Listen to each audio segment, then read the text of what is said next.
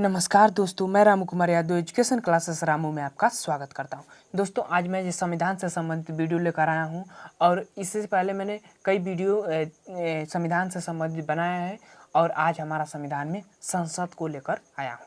तो संसद से संबंधित जितने भी प्रश्न बनेंगे, यानी कि संसद के अंतर्गत लोकसभा, राज्यसभा, ये दो सदनें आती हैं और एक राष्ट्रपति आता है। तो राष्ट्रपति का हम अलग वीडियो में पढ़ेंगे। इस वीडियो में संसद के अंतर्गत लोकसभा और राज्यसभा के बारे में हम इस वीडियो में पढ़ेंगे। तो अगर वीडियो पसंद आए तो चैनल को लाइक करें, शेयर करें, सब्सक्राइब करें।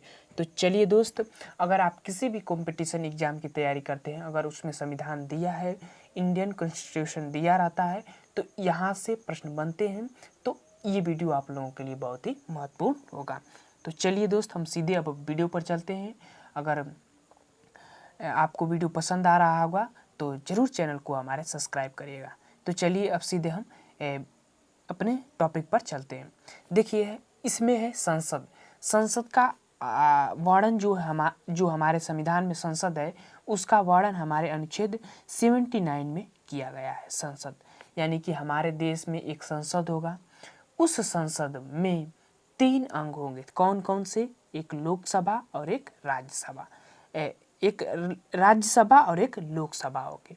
राज्यसभा अनुच्छेद 80 के तहत, लोकसभा अनुच्छेद 81 के तहत, और राष्ट्रपति जो है अनुच्छेद 52 के तहत होता है। इसका हम अलग से अगली वीडियो जो आएगी वो राष्ट्रपति से संबंधित आएगी, तो राष्ट्रपति का इसमें हम बात नहीं करेंगे। अब देखिए, इन चीज़ों को हम पढ़ने के बाद, तो ये हमारा जो आपको दिख रहा है, ये गोल सा राउंड जो दिख रहा है, ये हमारा संसद है। और संसद में यहाँ पर बैठती है लोकसभा और यहाँ है राज्यसभा का ये बैठने का स्थान होता है। राज्यसभा के सदस्य बैठते हैं यहाँ पर और लोकसभा के सदस्य बैठते हैं यहाँ पर। और ये है हमारा संसद का जो लाइब्रेरी है, ये वाला लाइब्रेरी वाला पार्ट होता है। और ये जो बीच वाला हॉल होता है, इसको सेंट्रल हॉल कहा जाता है। इसमें क्या होता है कि जब संयुक्त अधिवेशन बुलाई जाती है तो उन अधिवेशन इसमें किया जाता है, और कोई विदेशी मेहमान जैसे कि अमेरिका के राष्ट्रपति आए तो उन विदेशी मेहमान जो भाषण देते हैं वह बीच वाले जो सेंट्रल हॉल होता है उसमें भाषण देते हैं। तो इतना चीज़ आपको समझ में आ गया होगा। अब हम चलते हैं आगे देखते हैं कि आगे और क्या क्या है। अब चलिए, अब ये है हमारा संसद से संबंधित कुछ बातें। चलिए संसद से देख लेते हैं। देखिए, संसद हमने बता दिया कि अनुच्छेद 79 के तहत हमारा एक संसद होगा। संसद जो है पार्लियामेंट, जो ये पार्लियामेंट है, पार्लियामेंट का जो है यह हिंदी रूपांतरण है संसद। पार्लियामेंट शब्द फ्रेंच भाषा से लिया गया है। पार्लियामेंट शब्द फ्रेंच भाषा से लिया गया है। संसद की जननी जो है ब्रिटेन को कहा जाता है। याद रखिएगा, संसद की जननी किसे कहा जाता है? ब्रिटेन को कहा जाता है। ठीक। संसद के 3 अंग होते हैं। ये देखिए, संसद के 3 अंग होते हैं। कौन कौन से?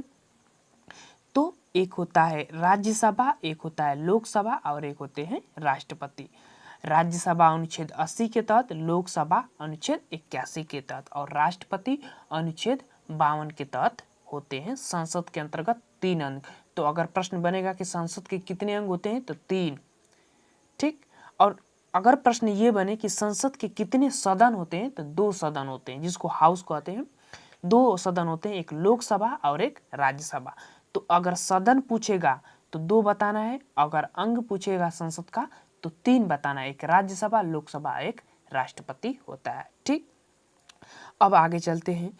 अब लिखा है कि भारतीय संसद भवन का निर्माण एडविन लुटियंस नामक जो इंजीनियर थे और एक हर्बर्ट वेगर नामक इंजीनियर ने इसका जो निर्माण किए थे, संसद का इन्होंने ही निर्माण किया था। ठीक। ये है एडविन लुटियन और ये है हमारे जो हर्बर्ट बेकर नामक ये व्यक्ति हैं। तो इन दोनों लोगों ने जो हमारे संसद का निर्माण किया था, यानी कि इन्होंने इस निर्माण में इनका ही योगदान था, इसीलिए इनको संसद भवन जो है उसका निर्माण के लिए इनको जननी कहा जाता है। ठीक। ये 2 व्यक्ति को। अब आगे चलते हैं हम। आगे चलने के बाद संसद से ही संबंधित कुछ और भी बातें हैं, उसको समझ लेते हैं। देखिए, संसद की कुछ और बातें हैं। जैसे कि इस थोड़ा लोगों को इधर हटा देता हूँ।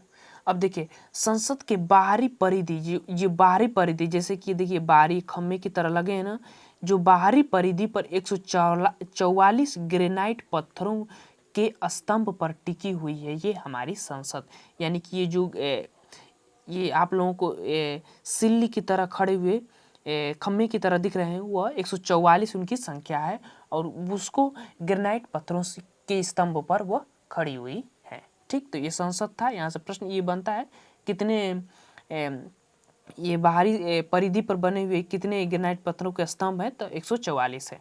ठीक, अब आगे चलिए, आगे एक और महत्वपूर्ण दिया है बात कि भारतीय संसद में भाषण देने वाले अमेरिकी राष्ट्रपति कौन कौन है, उनके बारे में ये बात दी गई है। तो जो भाषण देने वाले अमेरिकी राष्ट्रपति कौन कौन है, तो पहले हैं D.D. आइज़नहावर जो 1959 में आए थे, और एक हैं जिमी कार्टर 1978 में, और बिल क्लिंटन 2000 ईस्वी में आए थे, और 2004 में बराक ओबामा 2010 में आए थे। तो ये 4 जो अमेरिकी राष्ट्रपति हैं वो भारत आए थे और इन्होंने संसद में भाषण दिया था। ठीक, तो इन 4 लोगों का नाम याद रखिएगा। अब आगे चलते हैं, आगे अब संसद के सत्र के बारे में देख लेते हैं। देखिए संसद में 3 सत्र होता है, एक होता है बजट सत्र, एक मानसून सत्र और एक शीतकालीन सत्र।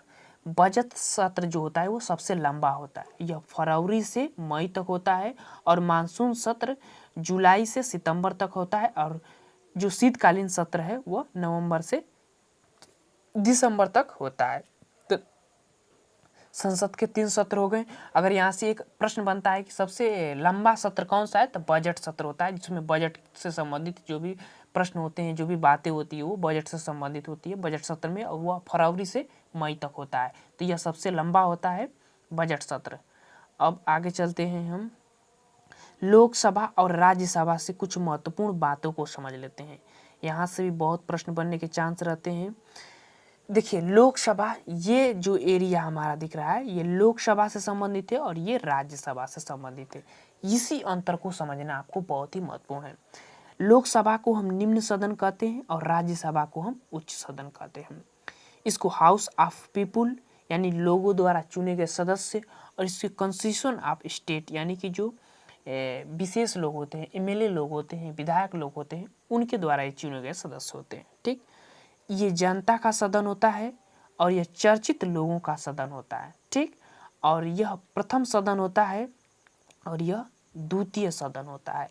यह अस्थायी होता है और यह अस्थायी होता है, यानी इसको भंग नहीं किया जा सकता राज्यसभा को, और लोकसभा को भंग किया जा सकता है। और यह युवाओं का सदन है और ये बड़ों का सदन है, मतलब जो बुजुर्ग लोग जो अनुभवी लोग होते हैं उनका यह सदन राज्यसभा कहलाता है। तो ये कुछ बेसिक अंतर थे लोकसभा और राज्यसभा से। अब हम आगे चलते हैं, और भी कुछ बातें हैं। अब लोकसभा के बारे में डायरेक्टली हम समझते हैं कि लोकसभा के बारे में क्या क्या महत्वपूर्ण है। अब देखिए लोकसभा के सदस्यों की संख्या के बारे में।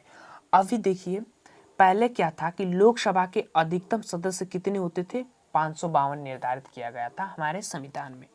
ठीक, 550 सदस्य जो है राज्यों और केंद्र शासित प्रदेशों से मिलाकर आते थे, और 2 सदस्य जो है एंग्लो इंडियन थे। एंग्लो इंडियन के बारे में हम आगे बात करेंगे, अभी इसी वीडियो में हम आगे बात करेंगे। ठीक, तो 550 सदस्य जो राज्य और केंद्र शासित प्रदेश के चुन कर आते थे, और 2 सदस्य एंग्लो इंडियन होता था जो राष्ट्रपति चुनता था। ठीक, 550 सदस्यों में अगर हम बात करें तो 30 सदस्य जो है राज्यों द्वारा चुने जाते थे, और 20 सदस्य जो है केंद्र शासित प्रदेशों द्वारा चुने जाते थे।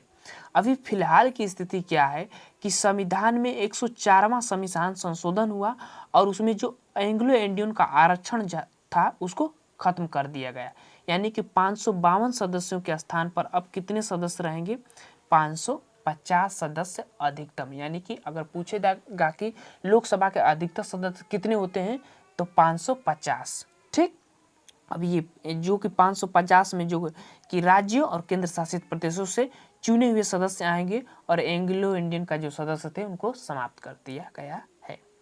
अब आगे चलते हैं, उसी सदस्य को थोड़ा हम डिटेल में समझ लेते हैं कि क्या और बातें होती हैं उसमें। अब देखिए, चलिए वर्तमान में सदस्य कितने हैं? तो देखिए अधिकतम सदस्य लोकसभा के कितने? 550 वर्तमान में। अब फिलहाल में स्थिति क्या है कि 545 थे पिछले समय, जब अभी एंग्लो इंडियन का जो पद था उसको समाप्त नहीं किया गया था, तो 545 थे न्यूनतम सदस्य, मतलब चुन के आए हुए सदस्य थे। ठीक, उसमें से 2 निकाल दिया गया तो 543 बचे। 543 में 530 राज्यों द्वारा और 13 केंद्र शासित प्रदेशों द्वारा चुनकर आए हुए सदस्य थे। अब फिलहाल में क्या हुआ है कि जो जम्मू कश्मीर था वह एक राज्य था, अलग से राज्य था, अलग से उसका संविधान था, लेकिन उसको 2019 में गृह मंत्री अमित शाह के द्वारा उसको केंद्र शासित प्रदेश घोषित कर दिया गया। मतलब उसको संविधान में संशोधन कर उसको केंद्र शासित प्रदेश में कर दिया गया और उसको 2 पार्ट में बना दिया गया। एक तो जम्मू कश्मीर और एक हो गया हमारा लद्दाख का क्षेत्र। ये लद्दाख का क्षेत्र बीच में है, ये तो कारगिल का, ये अक्साई चीन का क्षेत्र है। ठीक, तो इसमें क्या हुआ कि 2 केंद्र शासित प्रदेश बनाया गया, एक जम्मू कश्मीर और एक लद्दाख। ठीक, लद्दाख में 5 सीटें बनाई गई लोकसभा की और 1 सीट जम्मू कश्मीर में 5 सीट लोकसभा की बनाई गई और 1 सीट जो है लद्दाख को दिया गया है लोकसभा का। ठीक, तो अब ये जो 6 सदस्य हैं इसमें से जो राज्य थे, पहले तो जम्मू कश्मीर राज्य था, अब उसको केंद्र शासित प्रदेश बना दिया गया, तो उनकी सीटें जो 6 घटेगी वह आ जाएगा केंद्र शासित प्रदेशों में जुटेगा 6। तो यानी कि यहाँ से 6 घटेगा तो 524 हो जाएगा और यहाँ 19 हो जाएगा। मतलब जोड़ने के बाद संख्या उतनी ही होगी। मतलब यहाँ से जो राज्य था अब जम्मू कश्मीर वो केंद्र शासित प्रदेश बन गया और वहाँ के सदस्य अब केंद्र शासित प्रदेशों में गिने जाएंगे। बस इतना चीज याद रखिएगा। तो ये था 2019 में हुआ। अब इनका चुनाव जो है आगे चलकर होगा, तो उसके बाद अभी ये जो जैसे स्थिति है वैसा ही यथावत स्थिति है, क्योंकि चुनाव के बाद जो है जम्मू कश्मीर को केंद्र शासित प्रदेश बनाया गया है। ठीक, तो अभी यहाँ पर चुनाव नहीं हुआ है, बस सीट का निर्धारण किया गया है कि 5 जम्मू कश्मीर को दिया गया है और 1 लद्दाख को दिया गया है। अब आगे चलते हैं, और भी कुछ बातें हैं। अब राज्यसभा के संबंधित कुछ बातें हम जान लेते हैं। देखिए राज्यसभा में सदस्यों की संख्या की बात की जाए तो राज्यसभा में अधिकतम सदस्यों की संख्या कितनी होती है? तो 500, 250, 250, जिसमें से 238 सदस्य राज्य और केंद्र शासित प्रदेश को मिलाकर आते हैं सदस्य जो होते हैं, और 12 सदस्य राष्ट्रपति मनोनीत करता है। वो सदस्य जो 12 सदस्य होते हैं वो कला, विज्ञान, साहित्य और समाज सेवा के क्षेत्र में उनका योगदान होता है। उनके अंदर ये सब प्रतिभाएं छिपी रहती है। उन सदस्यों को चुनकर राष्ट्रपति जी मनोनीत करते हैं 12 सदस्यों को। तो इतना चीज समझ में आ गया। अब देखिए अगर राज्यसभा की न्यूनतम संख्या की बात की जाए तो 245 राज्यसभा का न्यूनतम संख्या होती है, और उसमें से 233 जो है केंद्र और राज्य सरकार मिलकर चुने हुए सदस्य आते हैं, और 12 सदस्य जो है राष्ट्रपति से द्वारा चुने जाते हैं। तो इनकी संख्या को जोड़ने के बाद हमारा 245 होता है, और वर्तमान में जो राज्यसभा के सदस्य कितने हैं? 245 है। ठीक, न्यूनतम। अब आगे चलते हैं, और भी कुछ बातें हैं उसको समझ लेते हैं। अब हम लोकसभा और राज्यसभा के बारे में बात करेंगे। ठीक,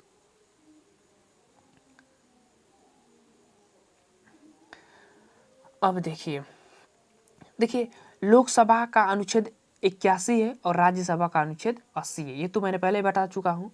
अब लोकसभा का कार्यकाल 5 वर्षों का होता है, राज्यसभा का कार्यकाल 6 वर्षों का होता है। ठीक, लोकसभा को क्या होता है कि भंग किया जा सकता है, यानी कि जो लोकसभा के सदस्य होते हैं उनकी जो लोकसभा होता है उसको भंग किया जा सकता है, लेकिन जो राज्यसभा है उसको भंग नहीं किया जा सकता, क्योंकि यह अस्थायी होते हैं। ठीक, अगर हम इनकी योग्यता की बात करें तो लोकसभा की अगर योग्यता की बात करें तो पहली योग्यता है कि वह भारत का नागरिक होगा, 25 वर्ष की आयु पूरी कर चुका होगा, और वह तीसरा है कि सरकार के किसी भी लाभ के पद पर ना हो, मतलब किसी सरकारी लाभ के पद पर ना हो। ठीक, और चौथा है पागल व दिवालिया ना हो। इसको जनता का सदन भी कहते हैं, यानी कि जनता द्वारा चुने गए सदस्य जो होते हैं प्रत्यक्ष रूप से ये लोकसभा के सदस्य होते हैं, इसीलिए इसको जनता का सदन कहते हैं। अब हम राज्यसभा के जो है राज्यसभा की योग्यता के बारे में बात कर लेते हैं। तो इसमें भी वही योग्यता है कि वो भारत का नागरिक हो, 30 वर्ष की आयु पूरी कर चुका हो, ये बहुत महत्वपूर्ण है, और वह किसी लाभ के पद पर न हो, यानी कोई सरकारी लाभ के पद पर न हो, पागल व दिवालिया न हो। इसको शिक्षित सदन कहते हैं, यानी कि इसमें जो सदस्य चुने जाते हैं वो शिक्षित के अंतर्गत आते हैं, इसीलिए इसको शिक्षितों का सदन कहा जाता है। अब आगे चलते हैं। आगे चलने के बाद और भी कुछ बातें हैं लोकसभा और राज्यसभा से। अब इसमें हम देखेंगे कि ये तो हमने देख लिया कि अनुच्छेद 81 के तहत लोकसभा और 80 के तहत राज्यसभा। चुनाव की अगर हम बात करें तो जो लोकसभा का चुनाव प्रत्यक्ष रूप से होता है, यानी कि जनता द्वारा इसमें चुने गए सदस्य डायरेक्ट जाते हैं, ठीक। और यह अप्रत्यक्ष रूप से चुनाव होता है, यानी जनता इसमें चुनाव नहीं करती है। यह चुनाव में विधायक यानी एमएलए जो होते हैं वो भाग लेते हैं इनको चुनने के लिए, इनके सदस्यों को। यानी कि इनका तो कार्यकाल फिक्स होता है कि 5 वर्ष का होता है। अगर 2019 में चुने गए, यानी कि फिलहाल में अभी 2019 में चुना हुआ था लोकसभा का प्रधानमंत्री जो नरेंद्र मोदी जी हैं, वह जो लोकसभा के बहुमत हासिल किए थे बीजेपी की तरफ से, तो 2019 में चुना हुआ। अब अगला चुनाव जो लोकसभा का 2024 में होगा। ये चीज़ को बस यही समझाना चाहता हूँ। ये 5 वर्ष के लिए डायरेक्टली चुने जाते हैं, ठीक। लेकिन जो राज्यसभा के सदस्य होते हैं उनका 1/3 सदस्य जो होते हैं हर 2 वर्षों में पद उनका खाली हो जाता है, यानी कि उनका पद रिक्त हो जाता है। यानी इनका तो कार्यकाल 6 वर्षों का होता है राज्यसभा का, लेकिन जो 1/3 सदस्य होते हैं इनका हर 6 वर्षों के बाद 1/3 सदस्यों का क्या होता है कि पद खाली हो जाता है और उनका चुनाव होता है, ठीक। जैसे कि 2020 में अगर राज्यसभा के सदस्य चुने गए तो उसके जो 1/3 सदस्य होते हैं वो 2026 में समाप्त हो जाएंगे। अब 2022 में जो है जो सदस्य चुने जाएंगे वह 2028 में है। 1/3 सदस्य जो है उनके पद खाली हो जाते हैं और फिर उनका चुनाव होता है। तो ऐसे प्रक्रिया राज्यसभा की चलती है, इसीलिए राज्यसभा को अस्थायी सदन कहा जाता है, यानी कि इसको भंग नहीं किया जा सकता है। लेकिन लोकसभा का 5 वर्षों के बाद जो होता है इनका जो सदन होता है लोकसभा का वो भंग हो जाता है, ठीक। अब चलते हैं और आगे चलने के बाद अगर हम देखेंगे लोकसभा के पदाधिकारी के बारे में कुछ बातें हैं, उसको भी देख लेते हैं कि क्या क्या उनसे संबंधित महत्वपूर्ण बातें हैं। देखिए, पहले लोकसभा के पदाधिकारी के बारे में अनुच्छेद 93 में ये बात कही गई है कि जो लोकसभा के पदाधिकारी होता है उनके बारे में ये बात कही गई है। अनुच्छेद 93 में कहा गया है कि एक अध्यक्ष होगा और एक उपाध्यक्ष होगा, ठीक। पहली चीज इसमें ये है ध्यान रखने वाली बात कि प्रोमेट स्पीकर यानी कि अस्थायी एक अध्यक्ष का चुनाव किया जाता है राष्ट्रपति के द्वारा। यहाँ लिखा हुआ है, उसको भी पढ़ लेते हैं। यहाँ लिखा हुआ कि प्रोमेट स्पीकर को राष्ट्रपति नियुक्त करते हैं। प्रोटेम स्पीकर का काम लोकसभा के नए सदस्यों को शपथ दिलाना है। वर्तमान में प्रोटेम स्पीकर वीरेंद्र कुमार जी है, ये बहुत महत्वपूर्ण है। वर्तमान में कौन है? वीरेंद्र कुमार जो है प्रोटेम स्पीकर होते हैं, यानी कि एक जो है राष्ट्रपति महोदय जी एक प्रोटेम स्पीकर चुन देते हैं और वो स्पीकर क्या करता है कि जो लोकसभा के जितने भी सदस्य होते हैं उनको शपथ दिलाता है। यह राष्ट्रपति चुनता है, ठीक। उसके बाद जब उन सदस्यों को शपथ दिला दिया जाता है तो उसके बाद एक अध्यक्ष चुना जाता है, अध्यक्ष स्पीकर। लोकसभा, यहाँ लिखा है कि लोकसभा के अध्यक्ष का चुनाव लोकसभा के सदस्य द्वारा किया जाता है। लोकसभा के अध्यक्ष के रूप में उन्हें अलग से शपथ नहीं लेना पड़ता है। लोक अध्यक्ष अपना त्यागपत्र उपाध्यक्ष को देते हैं। वर्तमान में लोकसभा के अध्यक्ष ओम बिरला हैं, ठीक। तो याद रखिएगा, इसमें होता क्या है कि जब एक प्रोटेम स्पीकर चुना जाता है राष्ट्रपति के द्वारा तो वो क्या करता है कि लोकसभा के जितने भी सदस्य होते हैं उनको शपथ दिलाता है। उसके बाद उन सदस्यों द्वारा एक अध्यक्ष चुना जाता है और एक उपाध्यक्ष चुना जाता है उन सदस्यों के द्वारा चुना जाता है, जो लोकसभा के सदस्य होते हैं। अब क्या होता है कि जो लोकसभा का अध्यक्ष होता है और लोकसभा का उपाध्यक्ष होता है, वह एक दूसरे को जब अपना त्याग पत्र देना होता है तो वह एक दूसरे को त्याग पत्र देकर अपना जो कार्यभार की जो प्रक्रिया है वह चलाते हैं। यानी कि अगर उप अध्यक्ष चाहे तो अपना त्याग पत्र दे सकता है उपाध्यक्ष को, उपाध्यक्ष चाहे तो अध्यक्ष को दे सकता है। वर्तमान में लोकसभा के अध्यक्ष कौन है? ओम बिरला हैं। ठीक, अब आगे चलते हैं। आगे चलने के बाद लोकसभा से संबंधित कुछ अधिकार और कार्य के बारे में हम समझ लेते हैं। अब देखिए, लोकसभा अध्यक्ष के कार्य और अधिकार, जो अध्यक्ष होते हैं उनके कार्य और अधिकार क्या होता है। पहला होता है कि लोकसभा के सभी कार्यों का सही रूप से संचालन करना और नियंत्रण करना, ये लोकसभा का कार्य होता है, लोकसभा अध्यक्ष का कार्य होता है। दूसरा है कि लोकसभा का अध्यक्ष ही संयुक्त अधिवेशन की अध्यक्षता करता है। जो संयुक्त अधिवेशन बुलाई जाती है उसकी अध्यक्षता जो है लोकसभा अध्यक्ष करते हैं। इसके बारे में मैं पिछली वीडियो जो अनुच्छेद हम महत्वपूर्ण अनुच्छेद पढ़ाया था तो उसमें मैं जो संयुक्त अधिवेशन होता था उसके बारे में मैं बताता था, तो आप पिछली वीडियो को जरूर देखिएगा, वो वीडियो बहुत ही महत्वपूर्ण है। तीसरा कह रहा है कि जब किसी विधेयक पर निर्णय ना निकल पा रहा हो तो लोकसभा का अध्यक्ष निर्णायक मत देते हैं। यानी कि अगर कोई मतगणना हो किसी विधेयक पर और मतगणना 50-50 की स्थिति में आया तो उस समय जो अध्यक्ष महोदय हैं वह निर्णय मत जिधर की तरफ देंगे वही उस मत का मान्य किया जाएगा। अगर वो विधेयक के पक्ष में देंगे तो विधेयक लागू होगा, नहीं देंगे तो वो विधेयक रद्द हो जाता है। ठीक, चौथा कह रहा है कि धन विधेयक का निर्णय लोकसभा अध्यक्ष करते हैं। यानी कि धन विधेयक जो होता है उसका निर्णय हमेशा लोकसभा अध्यक्ष करते हैं, याद रखिएगा। और पांचवा है, अगर लोकसभा का कोई अध्यक्ष 60 दिनों तक बिना अनुमति लिए संसद के अधिवेशन से अनुपस्थित रहता है तो उसकी जो है उसकी सदस्यता को समाप्त कर दिया जाता है। 60 दिन तक बिना अनुमति के अगर वह लोकसभा सदन में अनुपस्थित रहता है तो उसका जो पद होता है वो समाप्त कर दिया जाता है। ठीक, अब कुछ और भी बातें हैं कि लोकसभा के पहले अध्यक्ष कौन थे, तो गणेश वासुदेव मावलंकर थे। और पहली महिला अध्यक्ष जो है लोकसभा की अगर बात करें तो मीरा कुमारी थी। तो ये लोकसभा के अध्यक्ष से संबंधित कुछ कार्य थे, शक्तियाँ थे। ठीक, अब आगे चलते हैं। आगे चलने के बाद राज्यसभा के पदाधिकारी के बारे में हमको बात करना है। राज्यसभा के पदाधिकारी के बारे में क्या बात है कि देखिए, राज्यसभा के पदाधिकारी के बारे में अनुच्छेद 89 में वर्णन किया गया है। राज्यसभा के जो पदाधिकारी होते हैं उसके बारे में। राज्यसभा में अगर हम बात करें तो एक सभापति होता है और एक उपसभापति होता है। ठीक, सभापति के बारे में समझते हैं कि भारत का उपराष्ट्रपति जो होता है, उपराष्ट्रपति ही राज्यसभा का सभापति होगा। सभापति संसद का सदस्य नहीं होते, यानी कि जो उस उपराष्ट्रपति होता है वह संसद का सदस्य नहीं होता है, ये चीज को याद रखिएगा। सभापति की अनुपस्थिति में उपसभापति उनका कार्य करेंगे। सभापति जो उपराष्ट्रपति होते हैं वह अपना त्यागपत्र राष्ट्रपति को देंगे।